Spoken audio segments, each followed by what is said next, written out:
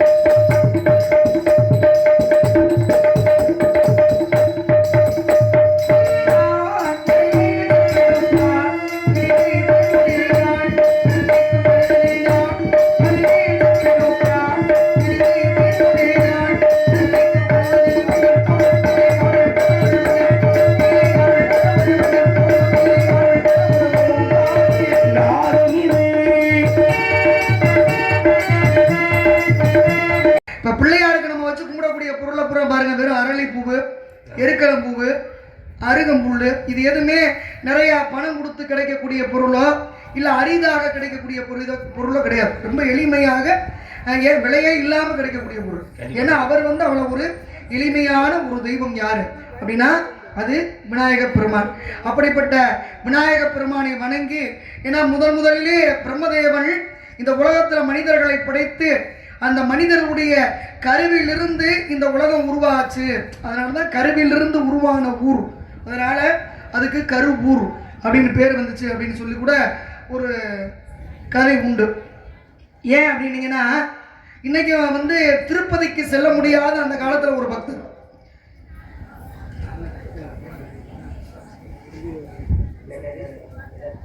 சண்முகம்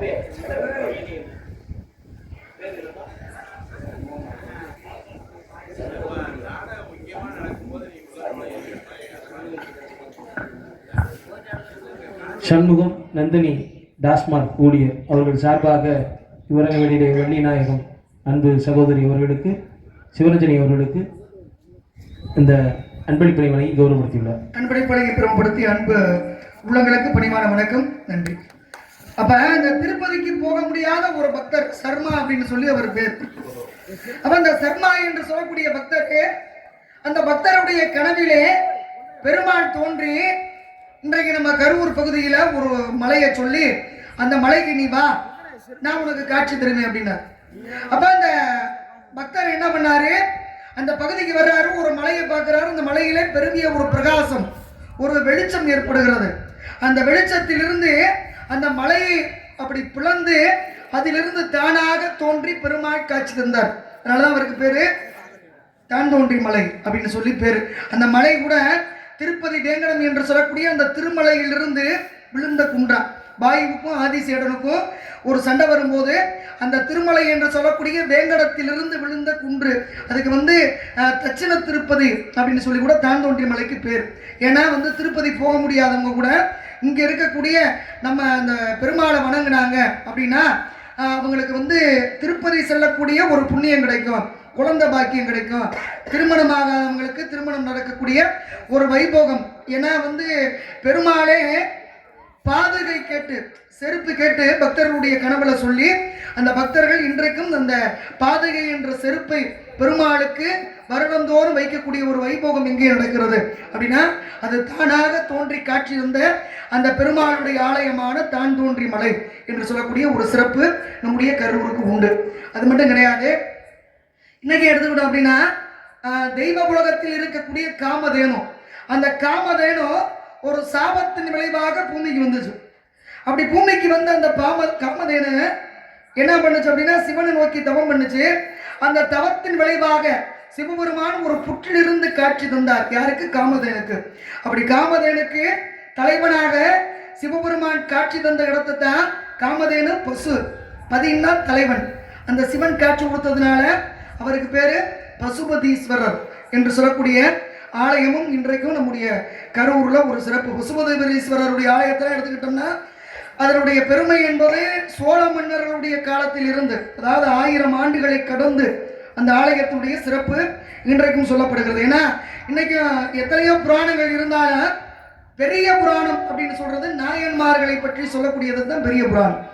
அந்த நாயன்மார்கள் ஏன்னா பெருமையாக சிவனுக்கு தொண்டு செய்து சிவனுடைய அடியார்களுக்கு தொண்டு செய்த பெருமையான பெரியவர்களுடைய கதையை கூறுவதால் அதற்கு பெரிய புராணம் அப்படின்னு சொல்லி பேர்.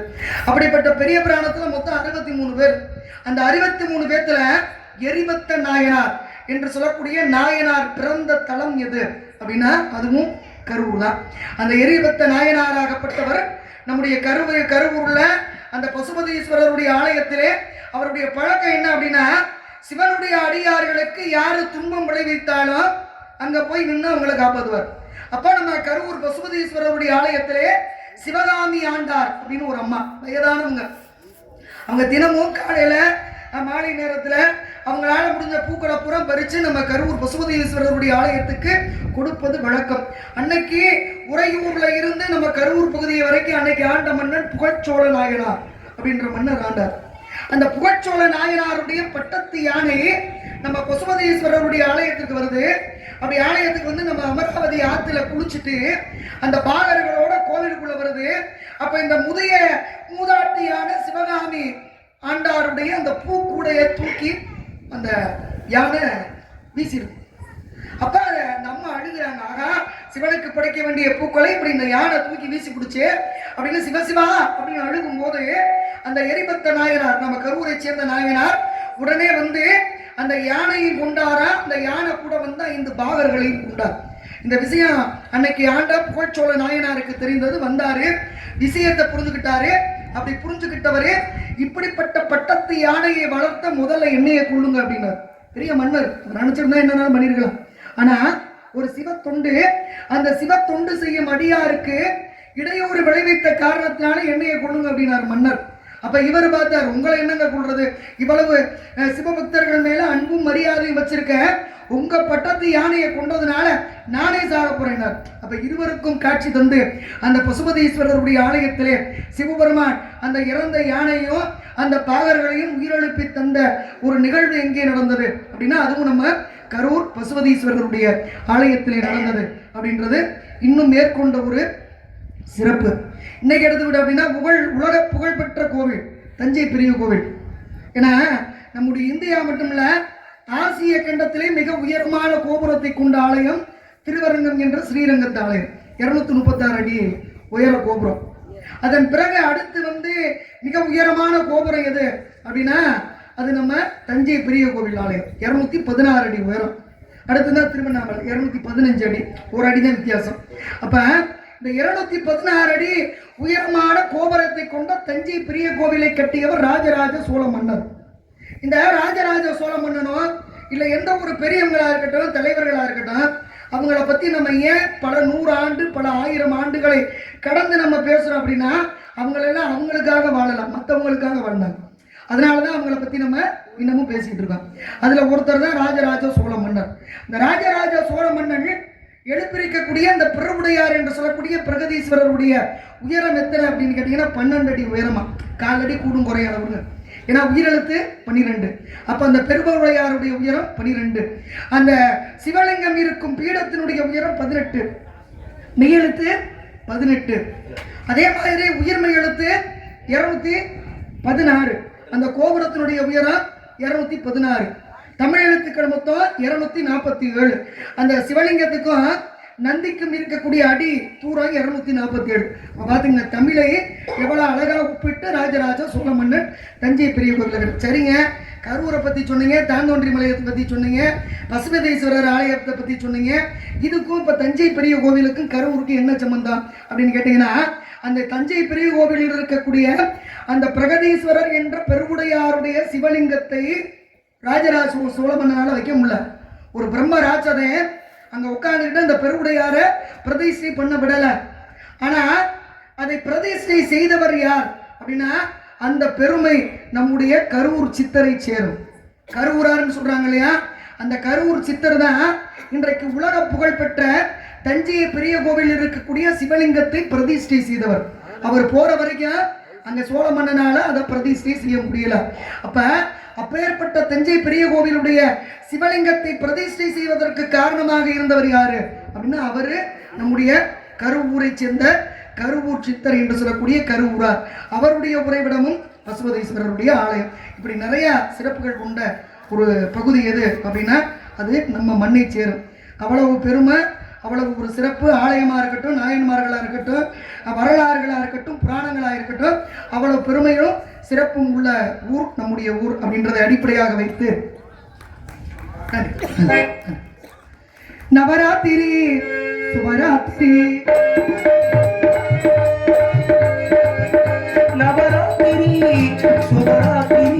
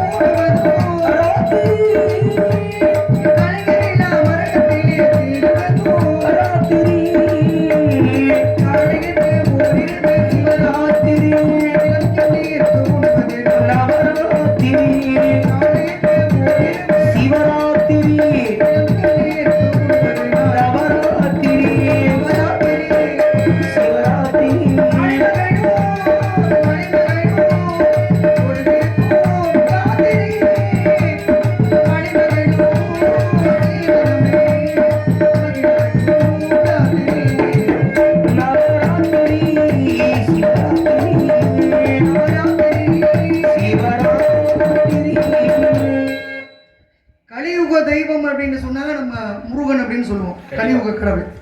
ஆனா கலியுக வரதன் யாரு? ஐயப்ப சுவாமி.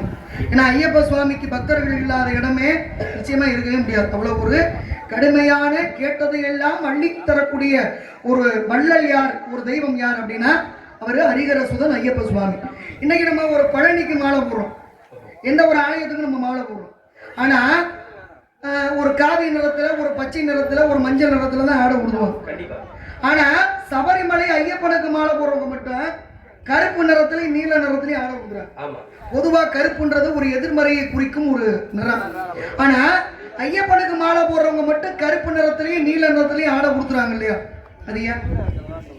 ஏன்னா சனீஸ்வரர்கிட்ட ஐயப்பன் சொன்னாரா, என் பக்தர்களை நீங்க பிடிக்க கூடாதுன்னு.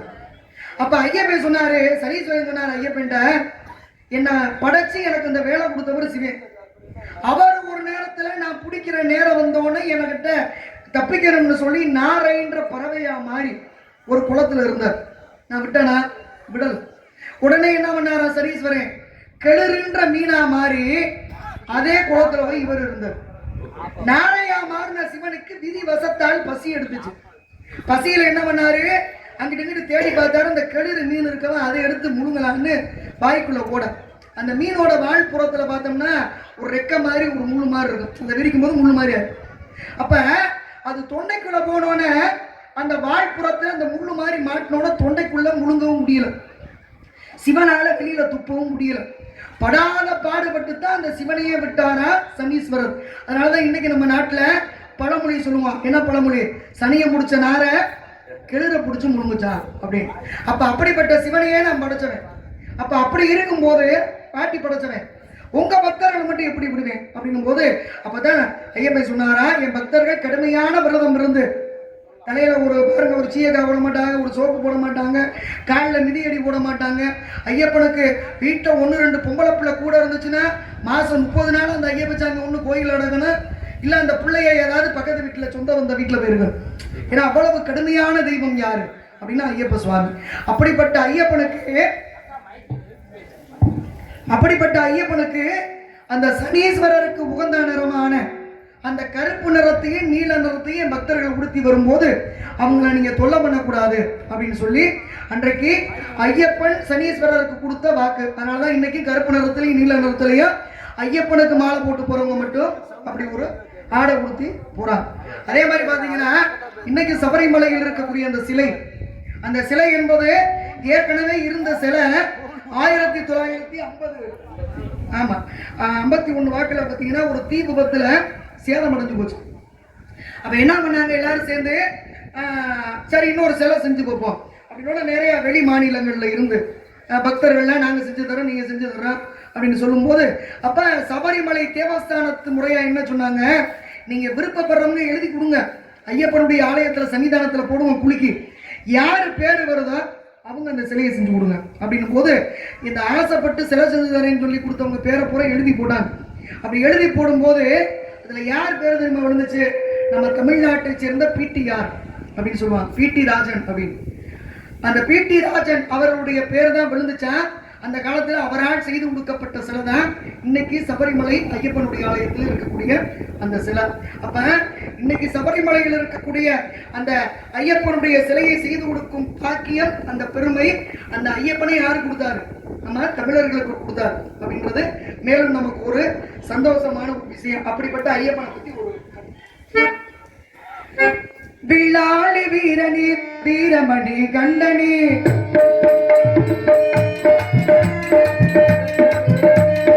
விழாளி வீரனே வீரமணி கண்டனே சொல்லெடுத்த பாடவனே குந்தரேச கைதரே சுவாமி சரணமையப்பா சரணமையப்பா சுவாமி சரணமையப்பா சரணமையப்பா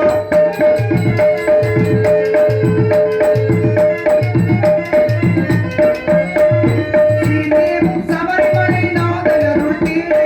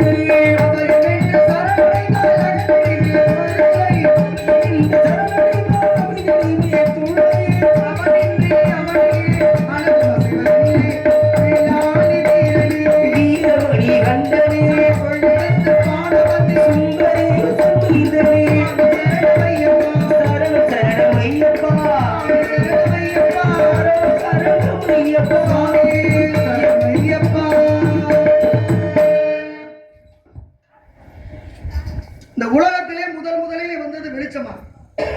அந்த வெளிச்சத்திலிருந்து வந்தவள் ஆதிபராசக்தி என்ற பெண்ணு. அதுக்கப்புறம் தான் எல்லா கூற்றமும். அப்படி ஆதிபராசக்தி வரும்போது தனக்கு ஒரு துணை வேண்டும், இந்த உலகத்தை உற்பத்தி பண்ணணும் அப்படின்ற எண்ணத்தோடு அந்த அம்மா படைக்கும் போது வந்தவர் தான் சிவன்.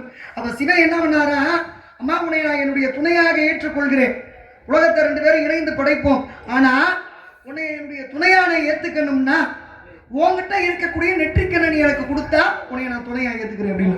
ஏன்னா முதல்ல சிவன் நெற்றிக்கண் கிடையாது, ஆதிபராசக்தி தான் நெற்றிக்கண். அப்ப இந்த உலகத்துடைய உற்பத்திக்காக, உலக நன்மைக்காக ஆதிபராசக்தி அம்மா என்ன பண்ணாங்க, அந்த நெற்றிக்கண்ணை பிடுங்கி எடுத்து சிவனுக்கு கொடுத்தாங்க. அப்படி பிடுங்கி எடுத்த இடத்துல ரத்தம் வடிஞ்சிச்சான். அந்த ரத்தத்தை நிப்பாட்டுறதுக்காக வச்சதான் பெண்களுக்கு பொட்டு. அதனாலதான் பெண்கள் பொட்டு வைக்கிறது. நல்லூரான்பட்டி ஐயப்பா சேவா சங்கத்தின் சார்பாகவும் இந்த நாடகத்தை நடத்தும் கால்நடைத்துறை பழனிசாமி அவர்கள் சார்பாகவும் இது நடிக்கும் வழியாக நடிக்கும் சிவாஞ்சலி அவர்களுக்கு 50 ரூபாய் அன்பளிப்பு வழங்குகிறார். அன்பளிப்பழங்கி புறப்படுத்திய ஐயப்பன் சேவா சங்கத்தைச் சேர்ந்த அனைத்து ஐயப்ப சுவாமிகளுக்கும், அன்பு சகோதரர் நாடகத்தை நடத்தும் அன்பு அண்ணன் அவர்களுக்கும் அவருடைய குடும்பத்தாரர்களுக்கும் பணிவான வணக்கம், நன்றி. அப்ப அதனாலதான் இன்னைக்கு பெண்கள் பொட்டு வைக்கக்கூடிய ஒரு விஷயம் நம்முடைய புராணத்துல அடிப்படையா இப்படித்தான் ஒரு கருத்து சொல்லப்படுது.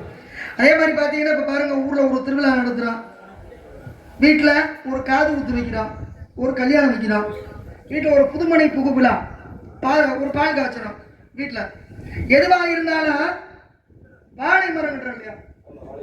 ஏன் வாழை மரம் கட்டணும்? எத்தனையோ மரங்கள்லாம் இருக்கு இல்லையா? வாழை மரம் கட்ட வேண்டிய அவசியம் இல்லை. கோயிலுக்கு போற சாமியை கும்பிட எத்தனையோ பழம் இருக்கு, ஏன் வாழைப்பழம் வைக்கணும்? ஏன் தேங்காய் வைக்கணும்? எத்தனை காயெல்லாம் இருக்குல்ல? அப்ப இதுக்கு ஒரு காரணம் இருக்கும்ல. இன்னைக்கு பாத்தீங்கன்னா வாழை இலை அப்படின்றது நமக்கு பயன்படும், வாழைக்காய் பயன்படும், வாழைப்பூவு பயன்படும், வாழைப்பழம் பயன்படும், வாழைத்தண்டு பயன்படும், வாழைக்கிழங்கு பயன்படும், வாழை மட்டை பயன்படும், வாழை நாறு கூட பயன்படும். ஏன்னா பழுதே இல்லாத மரம் எது அப்படின்னா தெய்வீகம் பொருந்திய வாழை மரம்.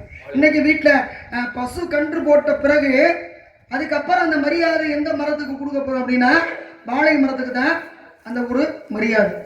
அதே மாதிரி தென்னம்பாளை முதல்ல எடுத்து அப்படின்னா அதுக்கும் சாங்கியம் பண்ணி பூஜை செய்யக்கூடிய ஒரு வழக்கம் இன்றைக்கு விவசாய குடும்பங்களிலே இன்னைக்கு உண்டு. தென்னம்பாளைக்கும் வாழை மரம் ஈண்டுச்சுன்னா அப்படின்னா மட்டும். ஏன் அப்படின்னா இந்த வாழை இலைக்கு நடுவில் ஒரு கோடு இருக்கு இல்லையா?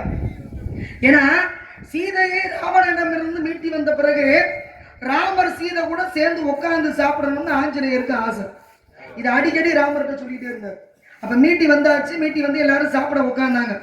ஆஞ்சநேயரை கூப்பிட்டு ராமர் சொன்னாரு, என் தம்பி பரதன் எனக்காக அயோத்தியில காத்திருக்கான், நான் குறிப்பிட்ட நேரத்துல போல அப்படின்னா ஏதாவது விபரீதமா முடிவெடுத்துருவேன், அதனால நீ முன்னாடி போய் நான் வந்துகிட்டு இருக்கேன்ற தகவலா வேண்ட சொல்லுன்னு அனுப்பிவிட்டார். அப்படி அனுப்பி விட்டுட்டு இவர் சாப்பிட உட்காரும் போது ஆஞ்சநேயர் ஞாபகம் வந்துச்சான். என்ன பண்ணாரு, வாழை இலைக்கு நடுவில் அப்பதான் முதல்ல கோடுன்னு வந்துச்சான்.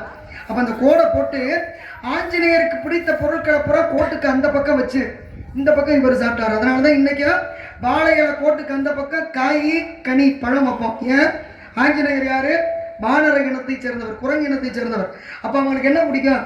காயும் பழமும் தானே பிடிக்கும். அதனாலதான் இன்றைக்கு அந்த பக்கம் வைத்து சாப்பிடக்கூடிய ஒரு வழக்கம் உண்டு. அப்ப வாழை இலைக்கு நடுவில் கோடு வந்ததுக்கு ராமாயணத்தில் இப்படி ஒரு கதை சொல்லப்படுகிறது. அப்ப அப்படிப்பட்ட தெய்வீக முருந்திய வாழை மரம், அந்த வாழை மரத்தை வீட்டில் ஒரு காது குத்தோ கல்யாணமோ திருவிழாக்களையோ வைக்கும்போது அது வாழையடி வாழையாக மீண்டும் தொடரணும் அப்படின்றதுக்காகத்தான் வாழை மரம் வைக்கப்படுது. அதே மாதிரி தேங்காயை பயன்படுத்துகிறோம். இப்போ தேங்காய்க்கும் குடிமை இருக்கு, சிவனுக்கும் குடிமை இருக்கு. தேங்காயை உடைச்சோம்னா உள்ள கங்கை என்ற நீர் உண்டு, சிவனுடைய தலையிலே கங்கை உண்டு. தேங்காயை உடைச்சோம்னா உள்ள வெள்ளை நிறத்துல இருக்கும்.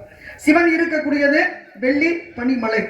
அதே மாதிரி தேங்காயில 3 கண்ணு இருக்கு, சிவனுக்கு 3 கண்ணு. தேங்காய்க்கு மேல ஓடு இருக்கு, சிவன் கையில திரு ஓடு இருக்கு. அப்ப சிவனுடைய அவிழ்பாகம் எது அப்படின்னா தேங்காய். அதனாலதான் எல்லா கோவில்லையுமே தேங்காய் உடைக்கணும். வாழைப்பழம் என்பது பிறவி இல்லாத கனி. இப்போ ஒரு பலாப்பழத்தை சாப்பிட்டு ஒரு கொட்டை போட்டோம்னா பலா மரம் வரும். ஒரு புளிய மரத்தை சாப்பிட்டு ஒரு கொட்டையை போட்டோம்னா புளிய மரம் வர வாய்ப்பு உண்டு. ஆனால் வாழைப்பழம் சாப்பிட்றோம் சீரமாவது முடிஞ்சு போகுது. ஏன்னா பிறவி இல்லாத கனி எது அப்படின்னா அது வாழைக்கனி. அதனால தான் பிறவி இல்லாத கனியான வாழைக்கனியை வச்சு சிவனுக்கு உகந்த தேங்காயை வச்சு இப்படி ஒவ்வொன்றுக்கும் ஒவ்வொரு முறைகள் நம்முடைய முன்னோர்கள் சொல்லி வச்சிருக்காங்க. அதன் வழியை தான் நம்மளும் இன்னைக்கு வரைக்கும் நடந்துக்கிட்டு இருக்கோம். இதெல்லாம் ஒரு பக்கம் இருந்தாலும், ஏன்னா ரொம்பவும் பேசிக்கிட்டே இருந்தாலும் அது நல்லா இருக்காது. அளவுக்கு மீறினா அமிர்தம் நஞ்சு. அதனால எங்க அப்பா நம்பிராஜன் காவலுக்கு போய் சொல்லியிருக்காரு, காட்டுக்கு போனோம், என்னுடைய தோழிகளுடைய வரவிற்காக எதிர்பார்த்து கொண்டிருக்கின்றேன், வருவார்கள் பார்ப்போம். என் ஜன்னல் இளவுக்கு என்னாச்சு,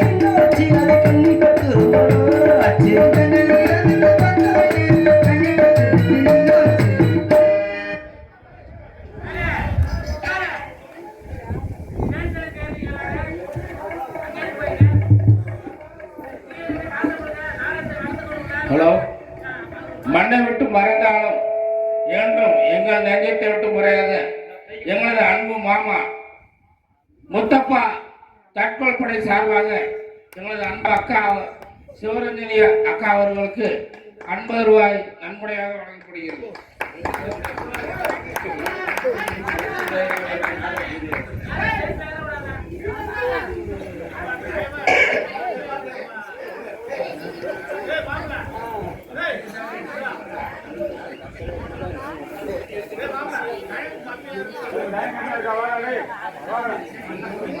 மல்லப்புரம் ஆடியோஸ் அன்பு மல்லப்புரம் கமல் ஆடியோஸ் அன்பு அண்ணன் அவர்கள் அன்பளிப்பு வழங்கியுள்ளார்கள்.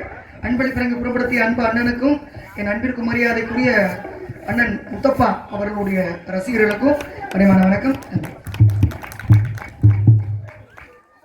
மணி என்னும் மேடையின் மேலே முகம் ஒன்று ஆடுது, இசை ஒன்று பாடுது. யார் வந்தது அங்கே, யார் வந்தது? மணி என்னும் மேடையின் மேலே முகம் ஒன்று ஆடுது, இசை ஒன்று பாடுது. அங்கே யார் வந்தது?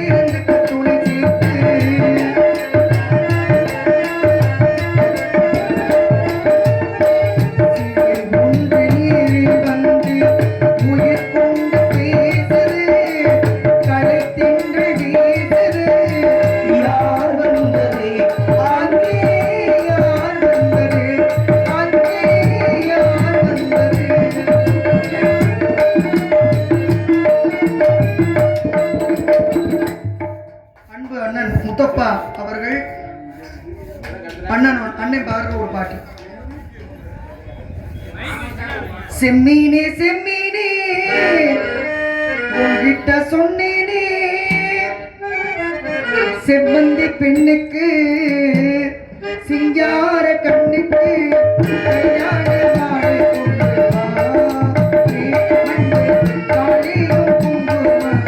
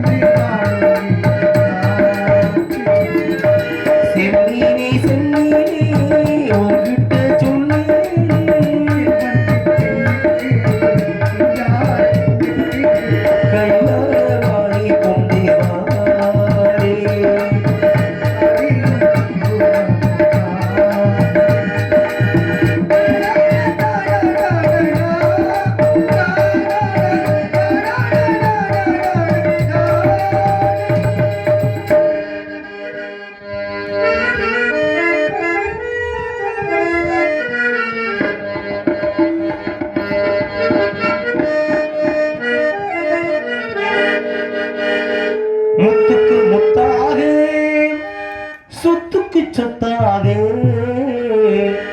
அண்ணன் தம்பி பிறந்து வந்தோம் கண்ணுக்கு கண்ணாக, அன்பாக இருந்து வந்தோம் உங்கள் உண்டாக. முத்துக்கு முத்தாக சொத்துக்கு சொத்தாக, அண்ணன் தம்பி பிறந்து வந்தோம் கண்ணுக்கு கண்ணாக, அன்பாக இருந்து வந்தோம் உங்கள் உண்டாக.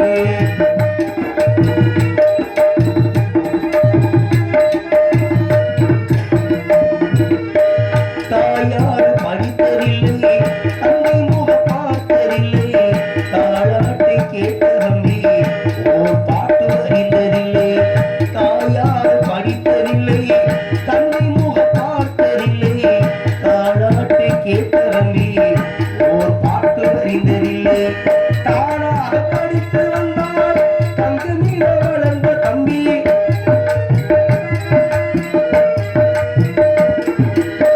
தானாக படித்து வந்தார் தங்க மீன படித்த தம்பி. தள்ளாத வயதில் நான் வாழுகின்ற